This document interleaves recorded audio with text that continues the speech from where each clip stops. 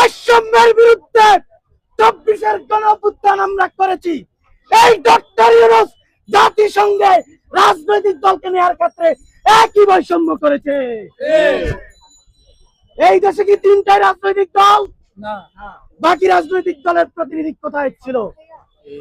এই ইউনূস এমন বাস্তবতা তৈরি করেছে, যার ফলে এখন আমাদের বিএনপির প্রতি ধিক্কার জানাতে হচ্ছে। ধিক্কার, ধিক্কার, আরো জোরে ধিক্কার, ধিক্কার, অধিকারকে ধিক্কার, সকলকে ধিক্কার। এই ধিক্কার আপনাদের প্রাপ্য।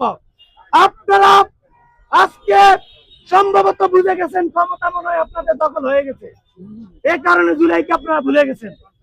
মনে রাখবেন, এই ডক্টর ইউনূস আপনাদেরকে বগল দাবা করে জাতিসংঘে নিয়ে গেছে। এর অর্থ এই নয় যে আপনাদের বাইরের জুলাই জনতা সবাই ঘুমিয়ে পড়েছে। মনে রাখবেন, জুলাই জনতা কিন্তু ঘুমায় নাই।